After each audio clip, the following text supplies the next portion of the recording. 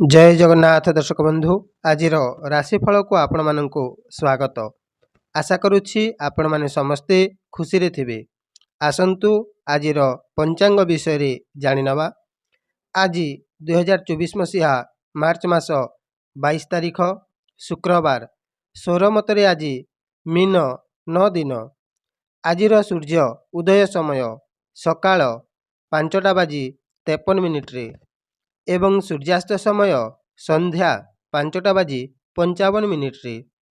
आज फाल्गुन मास शुक्ल पक्ष त्रयोदशी तिथि आज 60 दंड रहिबो एवं मखा नक्षत्र आज राति 2:15 पर्यंत रहिबो एवं सिंहचंद्र आज 60 दंड रहिबो।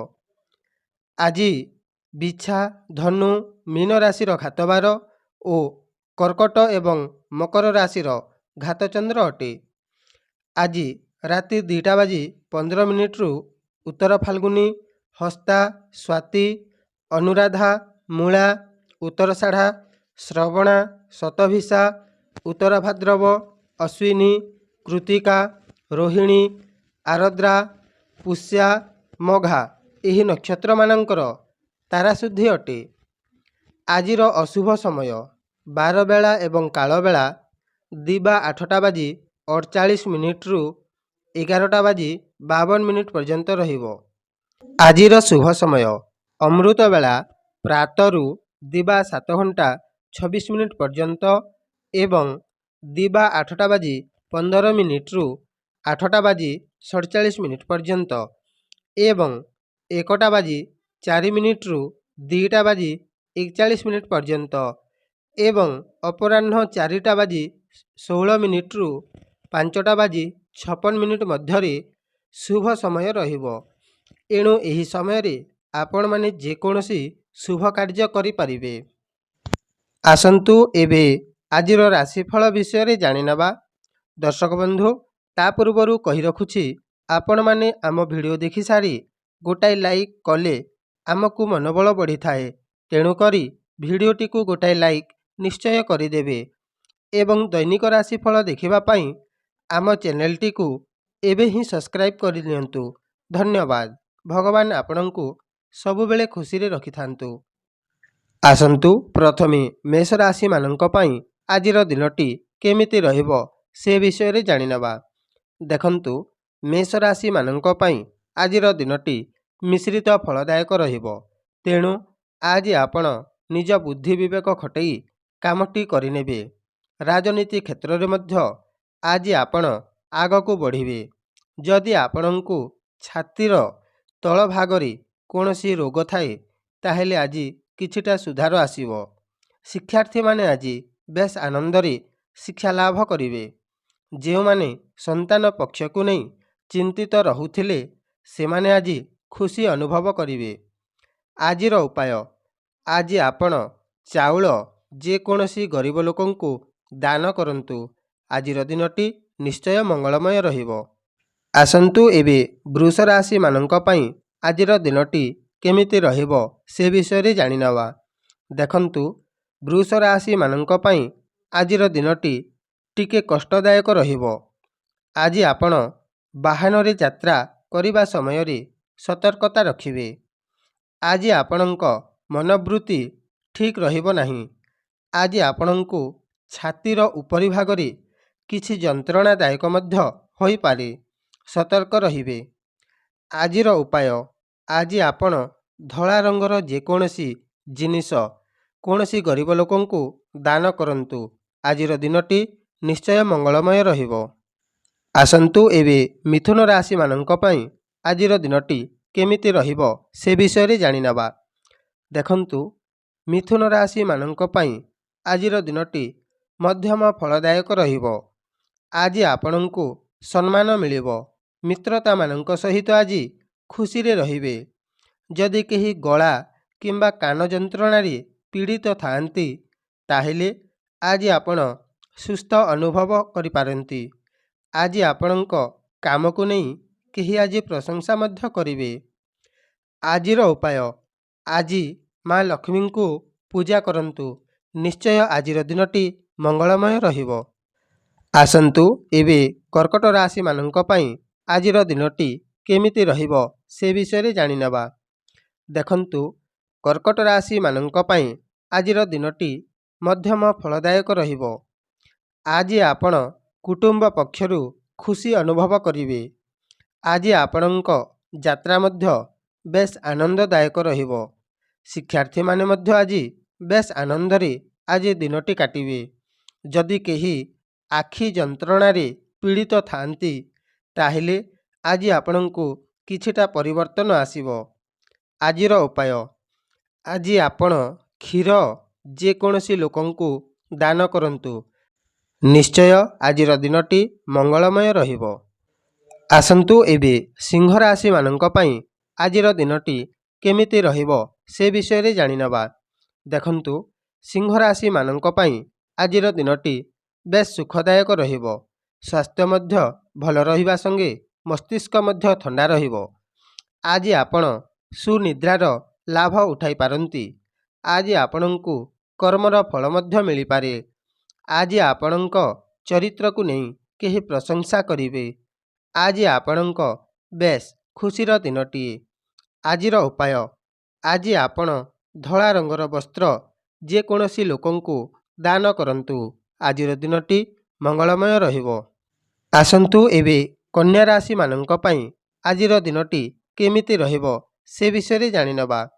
ଦେଖନ୍ତୁ, କନ୍ୟା ରାଶିମାନଙ୍କ ପାଇଁ ଆଜିର ଦିନଟି ଅତି ଅଶୁଭ ଫଳ ଦେଇପାରେ। ତେଣୁ ଆଜି ଆପଣ ସତର୍କ ରହିବେ। ଆଜି କାହା ସହିତ କଳି ଝଗଡ଼ା କରନ୍ତୁ ନାହିଁ। ଜେଲ୍ ଦଣ୍ଡ ଭୋଗି ପାରନ୍ତି। ଆଜି ଆପଣ ମୃତ୍ୟୁତୁଲ୍ୟ କଷ୍ଟ ମଧ୍ୟ ଭୋଗି ପାରନ୍ତି ଏବଂ ଆଜି ଆପଣ ବହୁ ଖର୍ଚ୍ଚାନ୍ତରେ ପଡ଼ିବେ। କୌଣସି ରୋଗ ମଧ୍ୟ ଦେଖା ଦେଇପାରେ।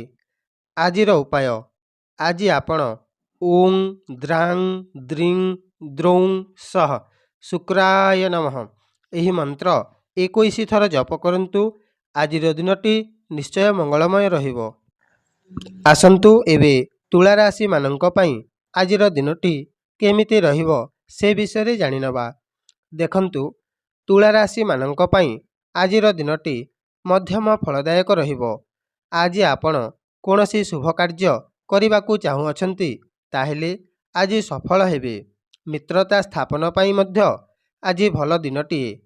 ଆଜି ଆପଣ କୌଣସି ପ୍ରପର୍ଟି କିଣାବିକା ମଧ୍ୟ କରନ୍ତି, ତାହେଲେ ନିଶ୍ଚୟ ଲାଭବାନ ହେବେ।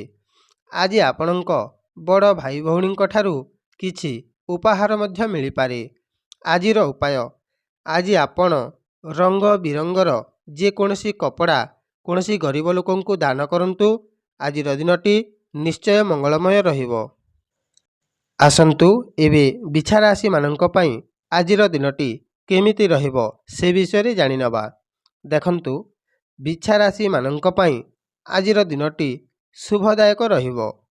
ଆଜି ଆପଣଙ୍କୁ ସମାଜରେ ମାନ ସମ୍ମାନ ମିଳିବ। ଉଚ୍ଚ ପଦ ପାଇଁ ଆଶା କରୁଥିବା ବ୍ୟକ୍ତି ଆଜି ଉଚ୍ଚ ପଦ ପାଇପାରନ୍ତି। ପରୀକ୍ଷାର୍ଥୀମାନେ ମଧ୍ୟ ପରୀକ୍ଷାରେ ଉତ୍ତୀର୍ଣ୍ଣ ହେବେ।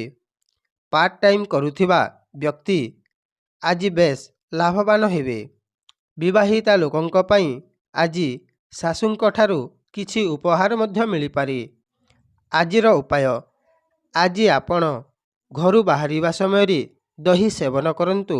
ନିଶ୍ଚୟ ଆଜିର ଦିନଟି ଶୁଭପ୍ରଦ ରହିବ।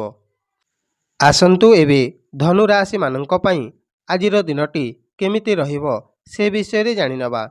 ଦେଖନ୍ତୁ, ଧନୁ ରାଶିମାନଙ୍କ ପାଇଁ ଆଜିର ଦିନଟି ମଧ୍ୟମ ଫଳଦାୟକ ରହିବ। ଆଜି ଆପଣଙ୍କୁ ଦୈବିକ ଶକ୍ତିର ଆଶୀର୍ବାଦ ରହିବ। ଆଜି ଆପଣ ସନ୍ତାନ ସୁଖ ମଧ୍ୟ ପାଇପାରିବେ। ଆଜି ଆପଣ କୌଣସି ତୀର୍ଥ ଜାଗାକୁ ମଧ୍ୟ ଯାଇପାରନ୍ତି।